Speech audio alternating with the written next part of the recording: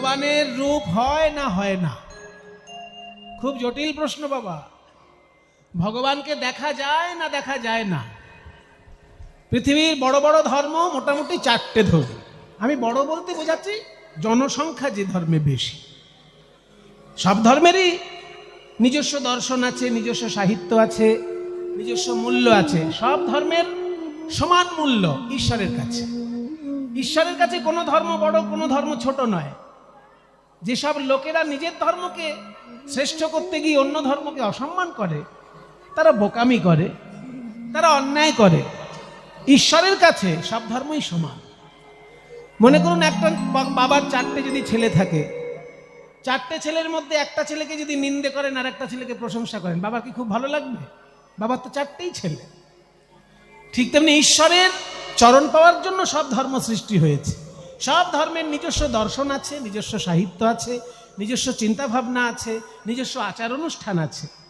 কাজে কেউ যদি নিজের ধর্মকে বড় করতে গিয়ে অন্য ধর্মকে ছোট করে, তার মতন বোকা, তার মতো বুদ্ধিহীন লোক পৃথিবীতে আর কেউ নেই। তাহলে যে এক ধর্মে বলে ভগবানকে দেখা যায়, আর একজন ধর্মে বলছে ভগবানকে দেখা যায় না। এক ধর্ম বলছে ভগবানের মূর্তি আছে, এক ধর্ম বলছে ভগবানের মূর্তি নাই। আমরা কোনটা মানব? আপনি যদি নিরপেক্ষ মানুষ হন, আপনাকে সবটা মানতে হবে। আর আপনি যদি ওই বুলি শেখানো লোক হন, তাহলে আপনি যে কোনো একটা মানবেন।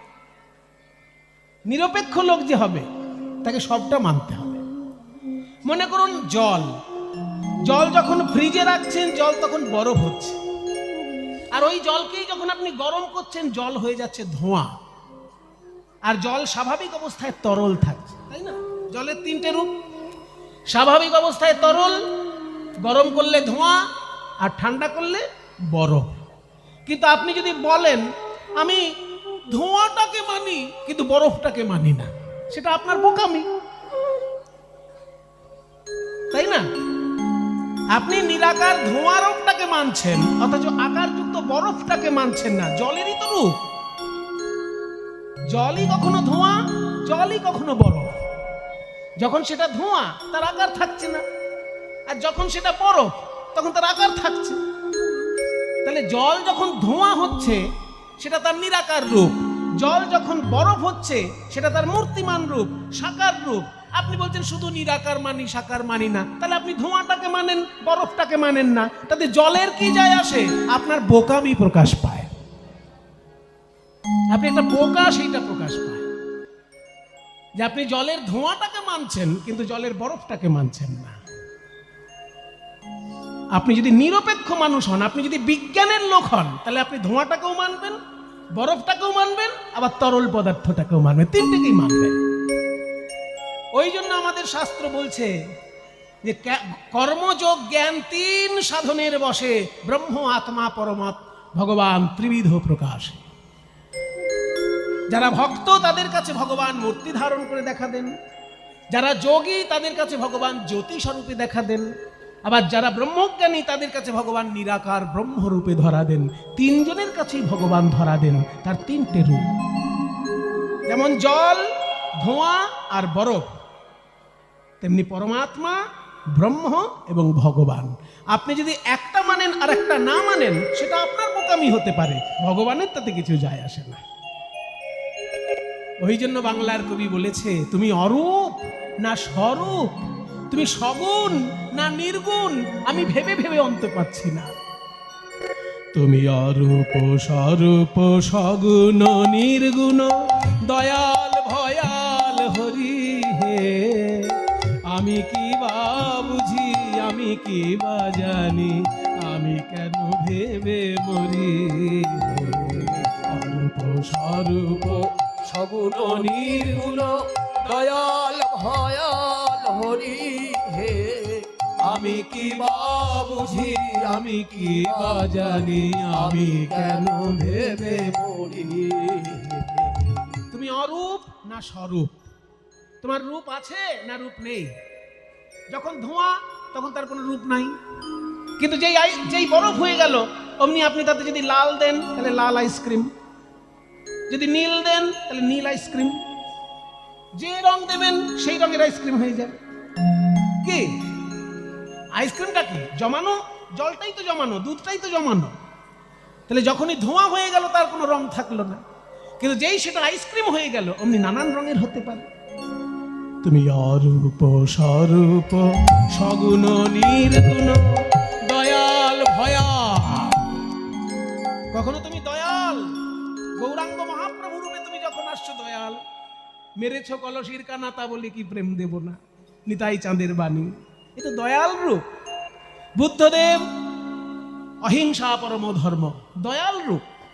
কিন্তু নরসিংহ হিরণ্যকশিপুকে মেরে তার নারী ভুড়িগুলোকে নিয়ে গলায় মালার মতো পড়ছে, ভয়াল রূপ। তুমিই দয়াল, আবার তুমি কখনো ভয়াল।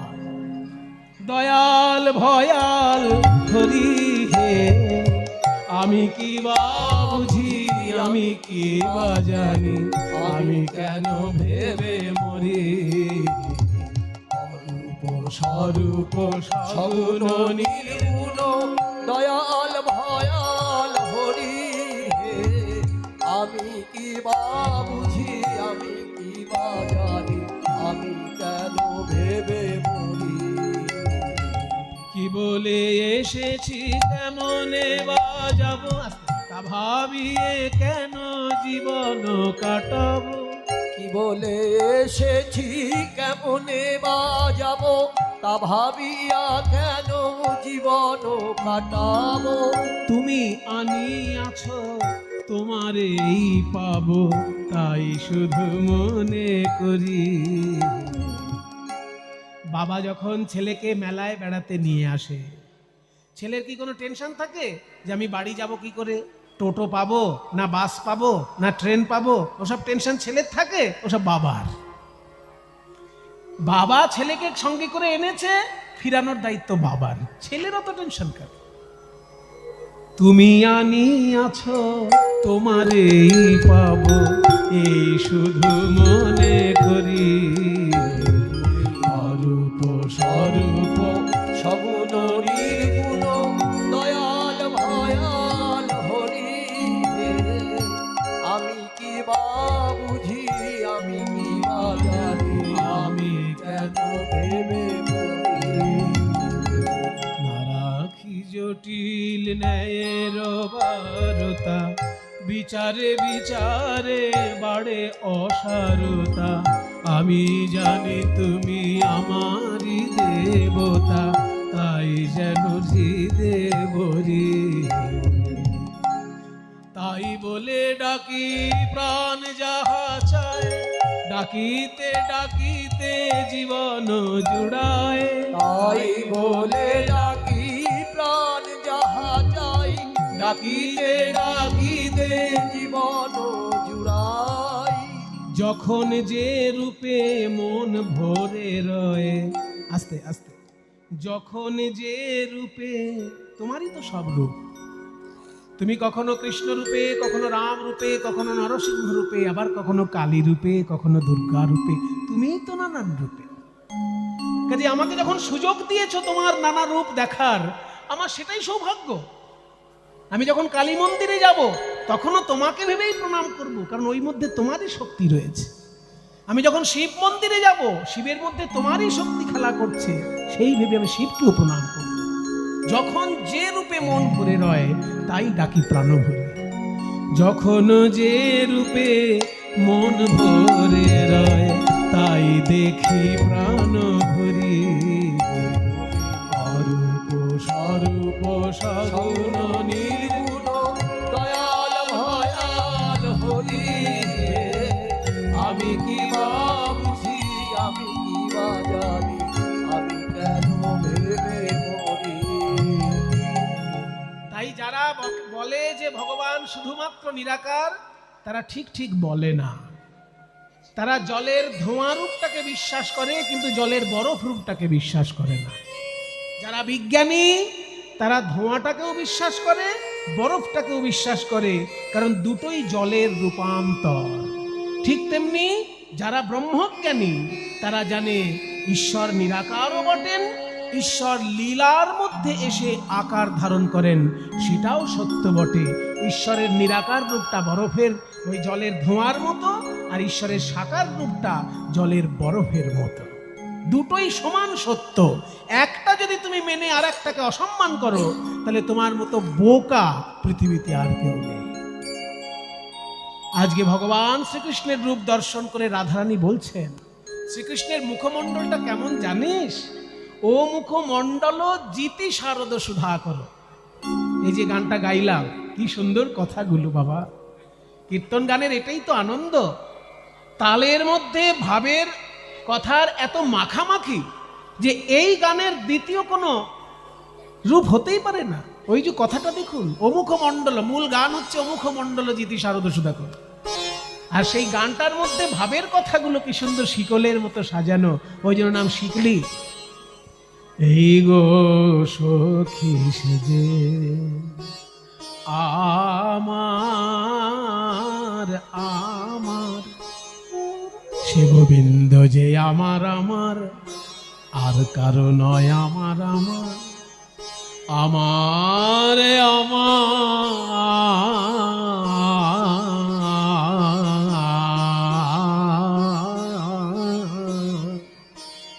এইসব ভাব গুরু ধরে না শিখলে এইসব জিনিস আসবে না বাবা। এগুলো কখনো শুনে শুনে হয়ে যায় না। আমার পরম সৌভাগ্য, এই গান আমি যার কাছে শিখেছিলাম তিনি শ্রী নীলমণি দাস মহাশয়। এই মুর্শিদাবাদের বড় বিখ্যাত গায়ক ছিলেন যামিনী মুখোপাধ্যায়। ওই যামিনী মুখার্জির দোহার ছিলেন নীলমণি দাস, তিনি এই গানটি আমাকে শিখিয়েছেন। এই যে কথা, কথার সঙ্গে যে সুর, তার সঙ্গে ভাব, এগুলো অন্য কোনো গানে এত আন্তরিকতার সঙ্গে বলা হয় বলে আমার মনে হয় না। সে গোবিন্দ যে আমার আমার, আর কারো নয় আমার আমার, আমার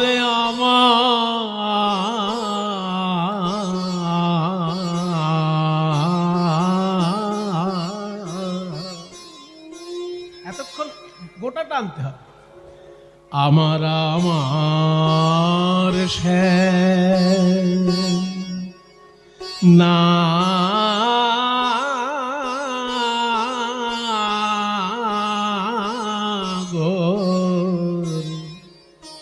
শ্যাম নাগরের গো ও মুখমণ্ডল। এটাই তো আসল সম্পদ কীর্তন গানের। এইসব জিনিস হচ্ছে কীর্তন গানের আসল সম্পদ।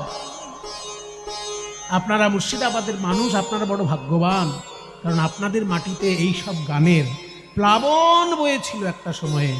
এখনো তার রেশ কিন্তু আপনাদের মুর্শিদাবাদে আছে। বলছে গোবিন্দের মুখমণ্ডল চাঁদের সঙ্গে তুলনা করা যায় না। ও মুখমণ্ডল মানে ওই মুখমণ্ডল জিতি জয় করেছে শারদ সুধাকর, শরৎকালের চাঁদকে। সুধাকর মানে চাঁদ, শারদ সুধাকর মানে শরৎকালের চাঁদকে। মানে 6টা ঋতুর মধ্যে শরৎকালের নাম হলো কেন? বর্ষাকালে চাঁদ ওঠে না?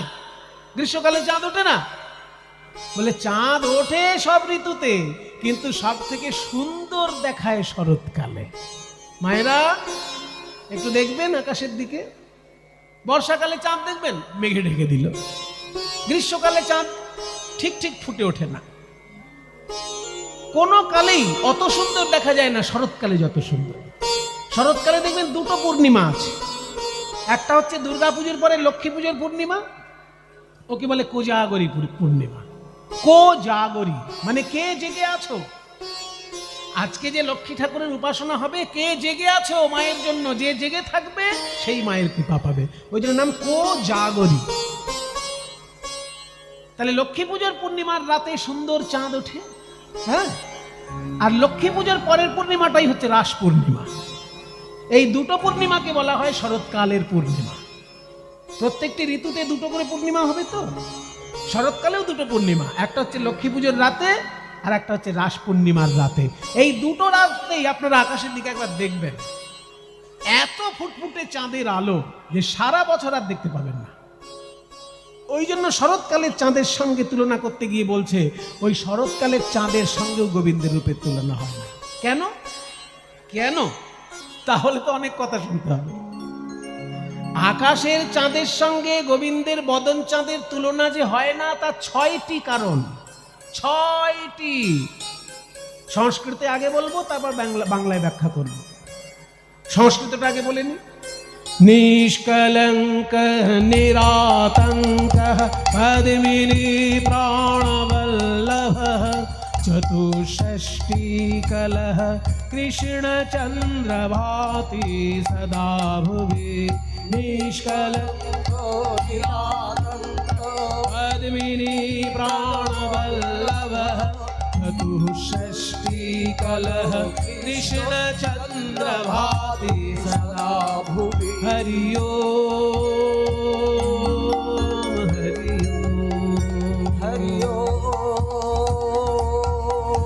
হরি ওম হরি ওম হরি ওম হরি ওম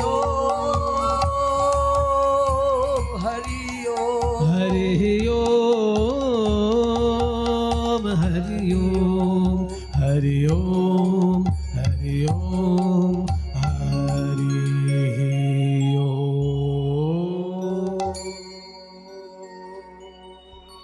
ছয়টি পার্থক্য আকাশের চাঁদের সঙ্গে কৃষ্ণের বদন চাঁদ। ছয়টি পার্থক্য কি কি? প্রথম পার্থক্য নিষ্কলঙ্ক। আকাশের চাঁদের গায়ে ছোপ ছোপ ছোপ ছোপ দাগ আছে, কালো কালো দাগ আছে, ওই জন্য আকাশের চাঁদকে বলা হয় কলঙ্কিত চাঁদ। আর আমার গোবিন্দের বদনে কোনো ছোপ ছোপ দাগ আছে?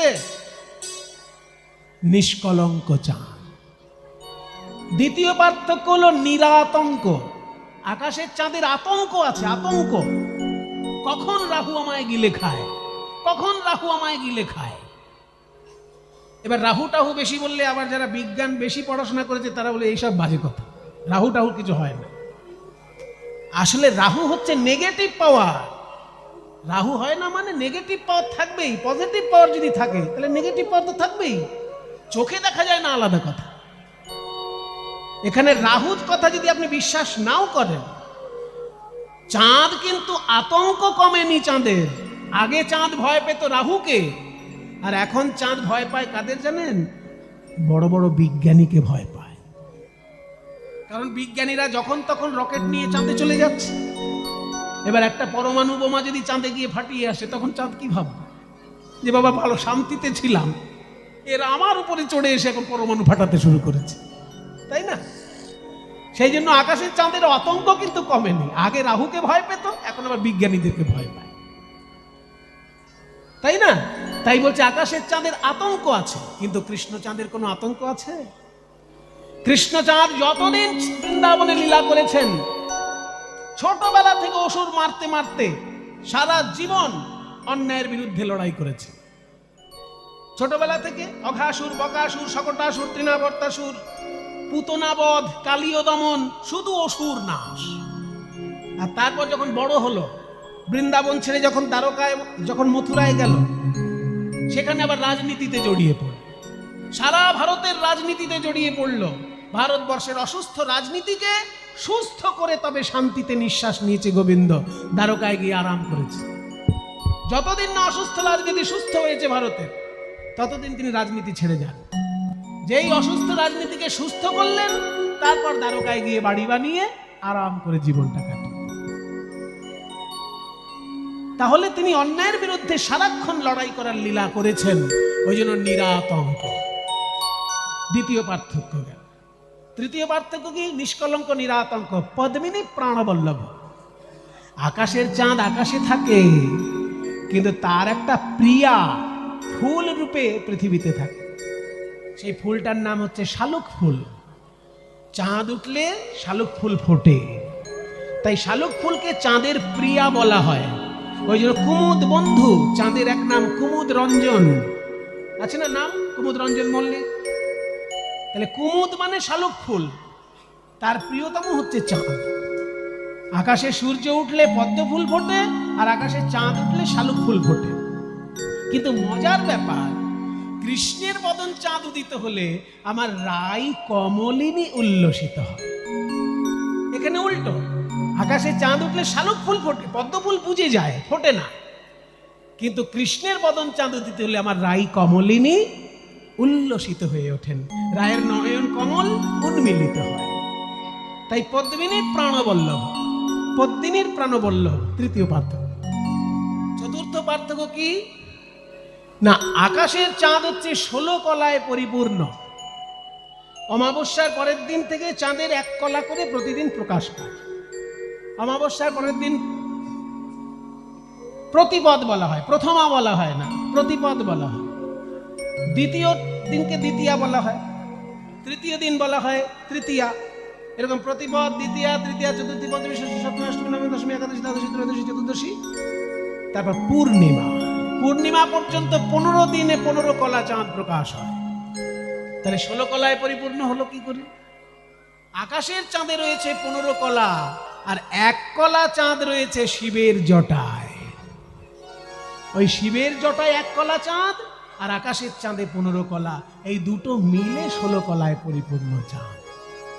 তাহলে 16 কলায় পরিপূর্ণ চাঁদ। আর কৃষ্ণচন্দ্র চতুষ্ষষ্টি কলহ, 64 কলায় পরিপূর্ণ কৃষ্ণ চাঁদ। 64 গুণে গুণান্বিত শ্রীকৃষ্ণ, সেই জন্য 64 কলায় পরিপূর্ণ শ্রীকৃষ্ণ। একটা মানুষের কয়টি গুণ হতে পারে? একটা মানুষের গুণ একাধিক হতেই পারে। ভালো গান করে, ভালো নাচ করে, ভালো পড়াশোনা করে, ভালো কাজ করে।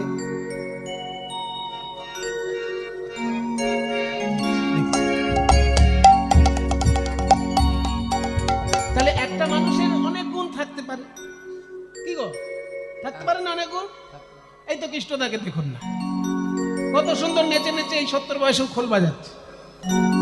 আবার ওনাকে চাষ করতে বলুন, এখন ভালো চাষ করতে পারবে। আবার পুজো করতে বলুন, দুর্গা পুজো খুব ভালো করে। তাহলে নানা রকমের গুণ ওনার ভেতরে রয়েছে। একটা মানুষের একাধিক গুণ থাকতে পারে। শাস্ত্র বলছে মানুষের গুণ সব থেকে বেশি হতে পারে 50টা। 50টার বেশি গুণ একটা মানুষের হয় না। আর দেবতাদের মধ্যে গুণ হয় 55টা। আর দেবতাদের মধ্যে শ্রেষ্ঠ বিষ্ণু, বিষ্ণুর গুণ হচ্ছে 60টা গুণ। আর শ্রীকৃষ্ণের মধ্যে ওই শ্রী বিষ্ণুর 60টি গুণ আছে, তার সঙ্গে আরো 4টি গুণ তার নিজস্ব আছে। সেই 4টি গুণ কি কি? লীলা প্রেম না প্রিয়াধিক্য, মাধুর্যে বেনুরূপয়, লীলা প্রেম না প্রিয়াধিক্য, মাধুর্যে বেনুরূপয়, ইতি অসাধারণং প্রোক্তং গোবিন্দস্য চতুষ্টয়ম, ইতি অসাধারণং প্রোক্তং গোবিন্দস্য চতুষ্টয়। মানুষের গুণ 50, দেবতার গুণ 55, নারায়ণের গুণ 60। আর শ্রীকৃষ্ণের মধ্যে নারায়ণের 60টা গুণ আছে, তারপরেও 4টে গুণ আছে। সেই 4টে গুণ হচ্ছে লীলা মাধুর্য, প্রেম মাধুর্য, বংশী মাধুর্য এবং এই রূপ মাধুর্য। ওনার মতো লীলা কেউ করতে পারবে না। গিরি গোবর্ধন ধারণ কেউ পারবে? গিরি গোবর্ধন ধারণটা কেউ পারবে কি উনি ছাড়া? কাজে ওনার মতো লীলা কেউ করতে পারবে না। ওনার মতন প্রেম কারোর নাই। ওনার মতন বাঁশি বাজানোর ক্ষমতা কারোর নাই। আসুদা কিছু মনে করবেন না, আপনি খুব ভালো বাঁশি বাজাচ্ছেন, কিন্তু ওনার সঙ্গে যদি তুলনা করে তাহলে মহা মুশকিল। কারণ উনি যখন বাঁশি বাজান তখন কি হয়? প্রথম রন্ধ্রের গুণে ব্রহ্মারও ভাঙিল ধ্যানে, প্রথম রন্ধ্রের গুণে ব্রহ্মারও ভাঙিল ধ্যানে, দ্বিতীয়তে যমুনায় যায়, দ্বিতীয়তে যমুনায় যায়, তৃতীয় রন্ধ্রের কথা শোনো বৃষভানুসুতা, তৃতীয় রন্ধ্রের কথা শুনো বৃষভানুসুতা, পবনেরও হতগতি হয়, পবনেরও হতগতি হয়, পবন দাঁড়ায় শোনে, পবন দাঁড়ায় বলি আর শোনা হয় কি না হয়, পবন দাঁড়ায় শোনে, আর শোনা হয় কি না ওই হয়, মধুর মন্ত্র মুরলী দানি আর শোনা হয় কি না হয়, মধুর মন্ত্র মুরলীগান আর শোনা হয় কি না আরে হয়, চতুর্থ রথের সুরে ধেনু বনে আপনি ফিরে, চতুর্থ রন্ধ্রের সুরে ধেনু বনে আপনি ফিরে, তারা তৃণমুখে ঊর্ধ্ব পুচ্ছে ধায়, তারা তৃণমুখে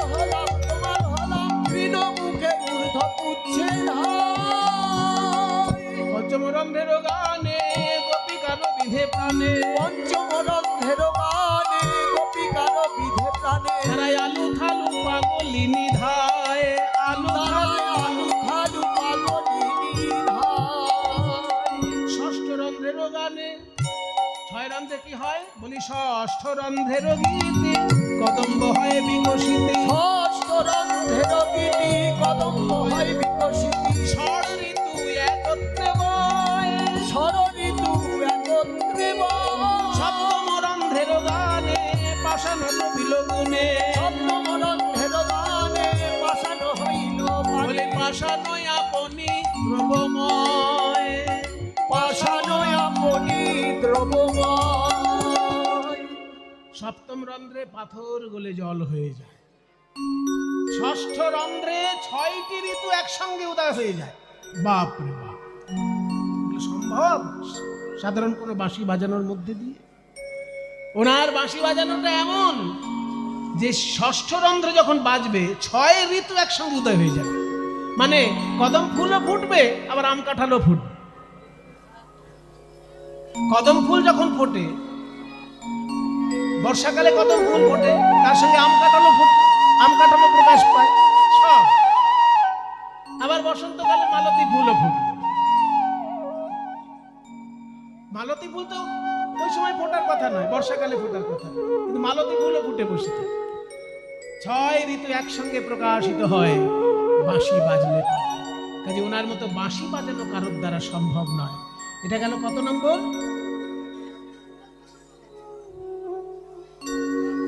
না, এখনো শেষ হয়নি। নিষ্কলঙ্ক নিরাতঙ্ক পদ্মিনী প্রাণবল্লভ 64 কল, ওই 64 কলাটা চলছে এখন। 64 গুণের মধ্যে 60খানা গুণ নারায়ণের, আর 61 নম্বর গুণ হচ্ছে লীলা মাধুর্য, 62 গুণ হচ্ছে প্রেম মাধুর্য, 63 নম্বর গুণ হচ্ছে বংশী মাধুর্য, আর 64 নম্বর গুণ যেটা সেটা হচ্ছে রূপ ও মাধুর্য। তাই ওনার মতো রূপ আর কারোর হয় না। 64 কলায় কৃষ্ণ, 16 কলায় চাঁদ। চাঁদের সঙ্গে তুলনা হলো না, তাহলে চাঁদের সঙ্গে যে তুলনা হলো না, 4টে কারণ হলো, আরো 2টো বাকি আছে। আর 2টো কি কি বলছে? কৃষ্ণচন্দ্র ভাতি সদা, সদা মানে সব সময়। আকাশের চাঁদ সব সময় দেখা যায় না বাবা। আকাশের চাঁদ অমাবস্যার দিন দেখতে পাবেন না, মেঘলা আকাশ থাকলে দেখতে পাবেন না, কুয়াশা থাকলে দেখতে পাবেন না, সবসময় চাঁদ দেখা যাবে। কিন্তু কৃষ্ণ চাঁদ ভক্তের হৃদয়ে উদিত হলে দিবানিশি উজ্জ্বল হয়ে প্রকাশ পায়। আর ষষ্ঠ পার্থক্য কি না? কৃষ্ণচন্দ্র ভাতি সদা ভুবি, ভুবি মানে এই ভূলোকে। আকাশের চাঁদকে দেখতে গেলে, ছুতে গেলে আকাশে যেতে হবে, কিন্তু রাধারানী বলছেন আমি যদি কৃষ্ণ চাঁদকে দেখতে চাই, ছুতে চাই, তাহলে এই যমুনার তীরে গেলেই হবে, ভূলোকে প্রকাশ পাচ্ছে। তাই 6টি পার্থক্য আকাশের চাঁদের সঙ্গে কৃষ্ণ চাঁদের। অমুখ মণ্ডল যদি শারদ সুধাকর তনুরুচি তরুণ তমাল, অঙ্গটা দেখে মনে হচ্ছে তমাল গাছ, আর বদনটি দেখে মনে হচ্ছে চাঁদ। হঠাৎ থেকে মনে হচ্ছে তমাল গাছে যেন চাঁদ খুলেছে। তারপর কি দেখলি? তারপর কি দেখলাম? চূড়ায় দেখলাম কি জানিস? সুন্দর একটি ময়ূরের পালক। আরে কি বাচু, মধ্যম বীর বিক্রম তার চূড়ে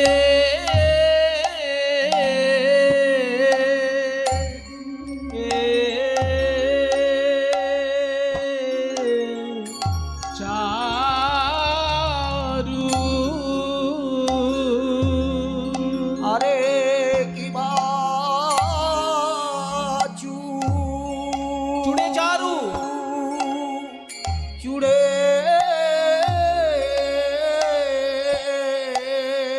ওগো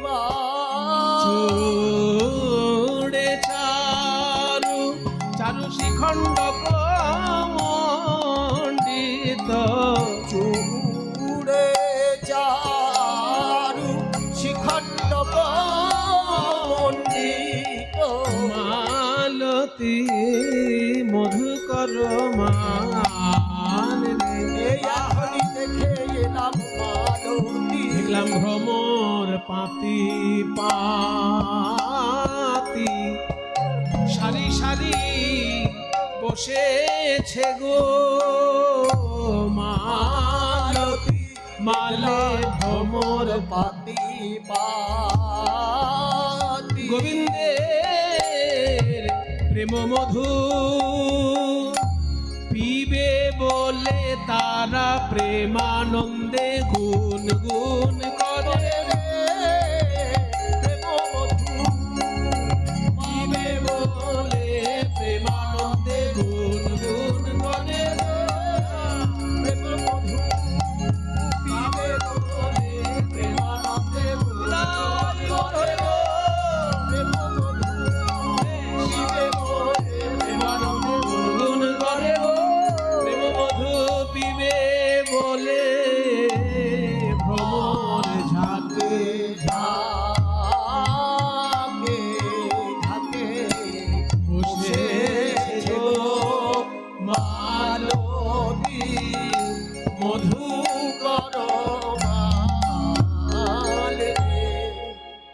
ধনী ধনী বনি বনি নব নাগর কান সখী ধনী ধনী ধনী যে চাঁদ বদন সাজাইয়েছে ব্রজে সেও তো ধনী ধনী ধনী ধনী যে ওই চাঁদ বদন সাজাইয়েছে ব্রজে সেও তো ধনী ধনী ধনী ধনী যে ওই রূপে নয়ন দিলে সেও তো ধনী ধনী ধনী যে ওই রূপে নয়ন দিল ব্রজে সেও তো ধনী ধনী ধনী ধনী বলছে যারা ওই রূপ দেখেছে সে ধনী ধনী মানে ধন্য মায়েরা শুনে রাখো বলছে ধনী ধনী বনি নব নাগরকা এখানে ধনী বানানটা হচ্ছে ধ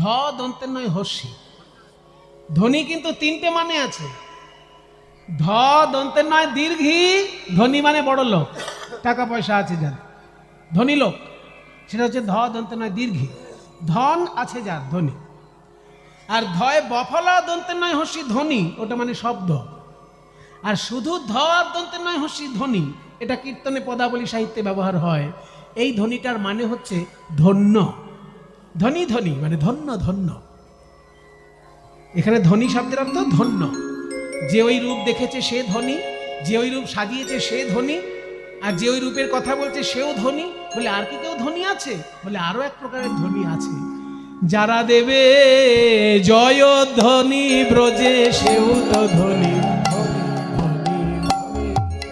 যারা দেবে জয় ধ্বনি ব্রজে সেও তো ধনী জয় রাধে গোবিন্দ বলে যারা দেবে জয় ধ্বনি ব্রজে সেও তো ধনী রহয়ে ত্রিভঙ্গ ত্রিভুবন মন মোহন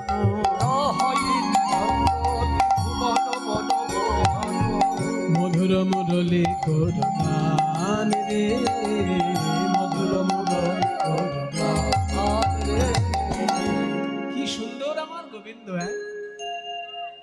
বাংলার মুসলমান কবি কাজী নজরুল ইসলাম তিনিও গোবিন্দের রূপে নয়ন দিয়ে কি সুন্দর গান লিখেছেন ভক্তের চোখের জলে ভেসে যায়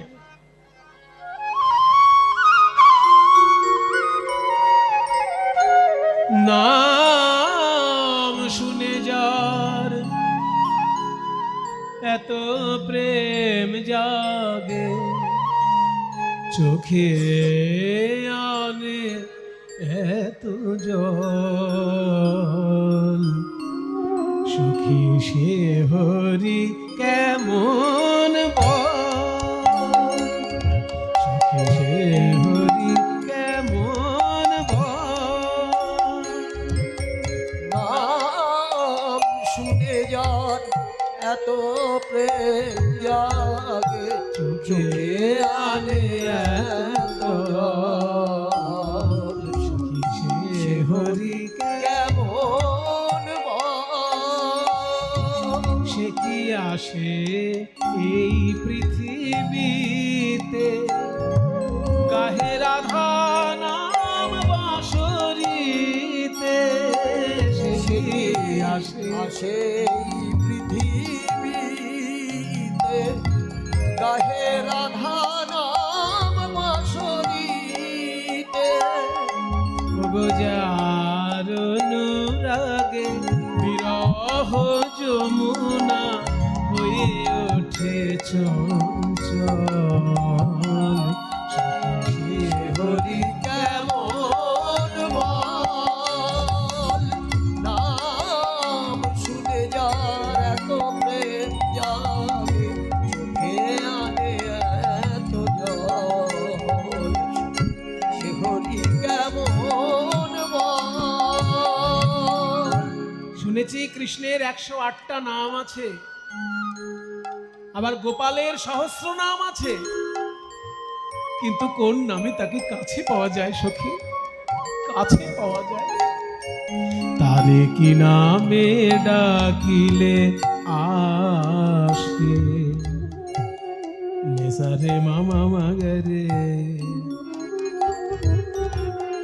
রে পা মা পা রে পা মামা গরে রেনি దని దని పద మ ప గ మ మ గ రే రే రే రే రే మ మ మ మ ప ప ని ని సా ని సా ప ప ని ని ని సా ప ని సా ని ని సా ని ద ప సా సా ని ద ప ని ని ద ప మ ధా ధ ప మ గ రే ప మ గ రే మ గ రే గ రే সা নি সা নামে ডাকিলে আসে কোন রূপ কোন গুণ পাইলে সে রাধা সম ভালোবাসে। কি নামে ডাকিলে আসে? কোন রূপ কোন গুণ পাইলে সে রাধা সম ভালোবাসে। সখী শুনেছি সে নাকি কালো জালে কেমনে সে এত আলো।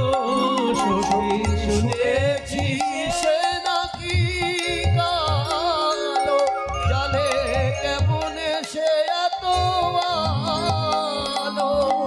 আবার মায়া ভুলাইতে মায়া বিষে নাকি করে গো মায়ার ছল।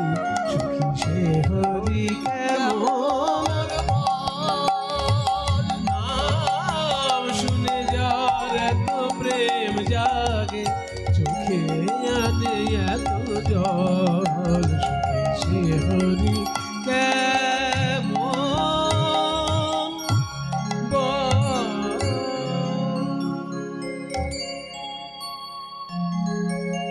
টলমল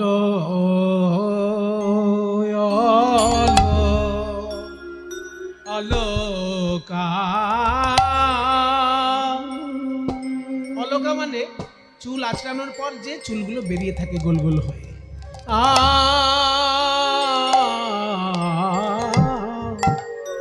টলমল অলকা আবৃত আবৃত মুখ ঝল ঝলক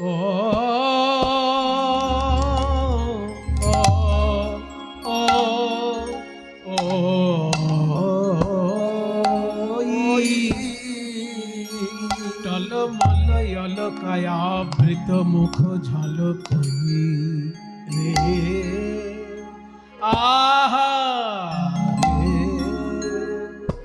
আহা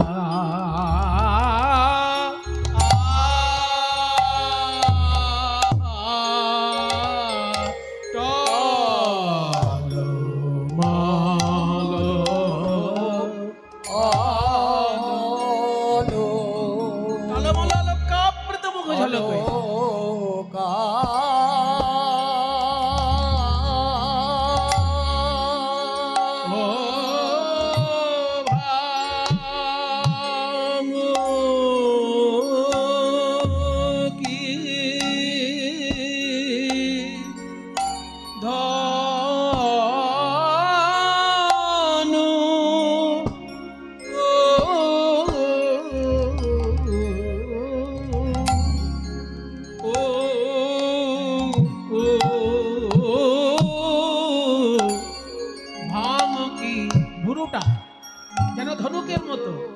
ধনু আঘোনা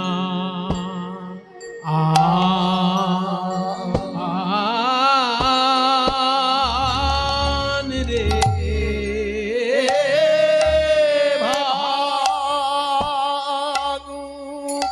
ওই নয়নে নয়নে দিলে এই বৃন্দাবনে কোন কুলবতী কুল রাখতে পারে ওই নয়নে নয়ন দিয়ে ওই নয়নে নয়নে দিয়ে কোন কুলবতী কুল রাখতে পারে ওই রূপে নয়ন দিয়ে বন্ধনী কুল রাখতে পারে বিকায় রে তার চরণ তলে কোন ধনী কুল রাখতে পারে বিকায় তার চরণ তলে বন্ধনী কুল রাখতে পারে গোবিন্দ তোমার হলাম বলে বিকায় রে তার চরণ তলে গোবিন্দ তোমার হলাম বলে বিকায় রে তার চরণ তলে ওই রূপে নয়ন দিয়ে কোন ধনী কুল রাখতে পারে ওই রূপে নয়ন দিয়ে কোন ধনী কুল রাখতে পারে রূপে নয়ন দিয়ে ধনী কুল রাখতে পারে রূপে নয়ন দিয়ে ধনী কুল রাখতে পারে রূপে নয়ন দিয়ে ধনী কুল রাখতে পারে রূপে নয়ন দিয়ে ধনী কুল রাখতে পারে কুলবতী বরদ বিমোচন লোচন কুলবতী বরদ বিমোচন লোচন বিষম কুসুম সরবা বিষম কুসুম সরবা গোবিন্দের ওই নয়নটা রয়েছে নয়নের পরে যে ভুরুটা আছে ভুরুটা দেখে মনে হচ্ছে যেন কামদেবতা ভুল করে তার ধনুকটা ওখানে রেখে গেছে তো বলছে ভুরুটাকে যখন ধনুক বলছিস তাহলে বান কোনটা বান ওই যে দুটো নয়ন ওই নয়ন বান যদি কোনো গোপীর দিকে একবার তাক করে তাহলে ব্রজগোপীর কি হয় জানিস জাতি কুলশীলমানের যে কঠিন বন্ধন সেই বন্ধন ছিন্ন হয়ে যায় কুলব্রত যে বন্ধন ছিন্ন হয়ে যায় কুলবতী বরত বিমোচন লোচন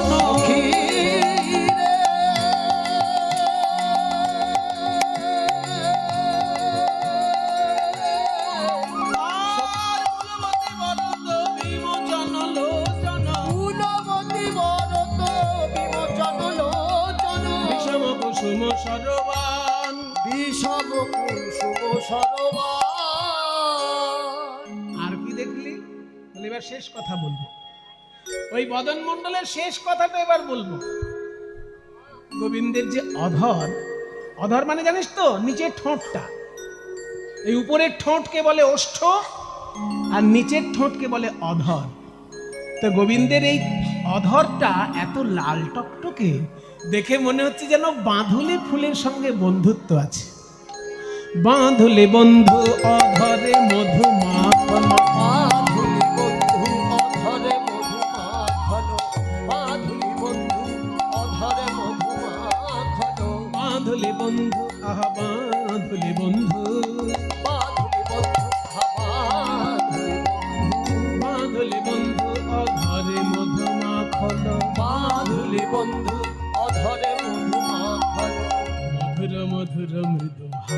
বাতাস রে মধুর মধুর বাতাস রে। এই শ্রীধাম বৃন্দাবনে লোকে আগে কথা বলে বলে তবে হাসে। বধূ কথা কইবার আগে আমার বধূ কথা কইবার আগে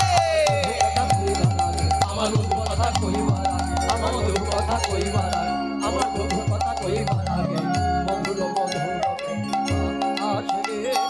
এই শ্রীধাম বৃন্দাবনে লোকে আগে কথা বলে বলে বলে হাসে। আমার বধূ কথা কইবার কথা কইবার আগে, আমার বধূ কথা কইবার আগে, আমার বধূ কথা কইবার আগে মধুর মধুর বাতাস রে।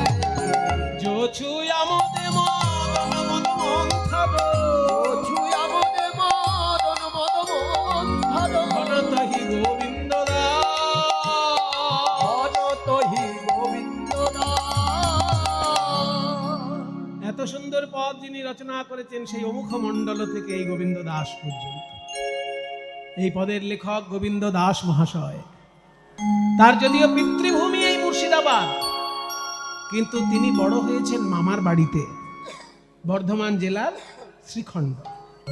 শ্রীখণ্ডেই তিনি বড় হয়েছেন, কিন্তু তার পিতৃভূমি যেটা সেটাই মুর্শিদাবাদের ভগবান গোলার কাছে বুধরি বলে একটা জায়গা আছে, বুধরি শ্রীপাঠ ভগবান গোলার কাছে, ওইটা তাদের পিতৃভূমি, মূল ভূমি আর কি। তা গোবিন্দ দাসের এত সুন্দর পদ, সবাই মিলে একটু তার উদ্দেশ্যে প্রণাম করবেন। বলছি ওই রূপ তোমরাও দেখো, ওই রূপ তোমরাও দেখো, যেই রূপ দেখলো রাধা, যে রূপে রাধার মন বাঁধা, যেই রূপ দেখলো রাধা, রাধার মন বাঁধা,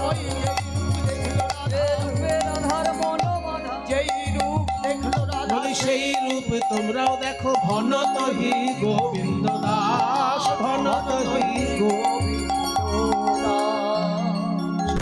রূপের কথা কইতেছিল বসি, হেন কালে কুঞ্জ মাঝে বাজলো শ্যামের বাঁশি। বলে আর না বাজিও বাঁশি, নীরব হয়ে থাকো, সাজিয়া বেড়াইছি আমি আবার কেন ডাক।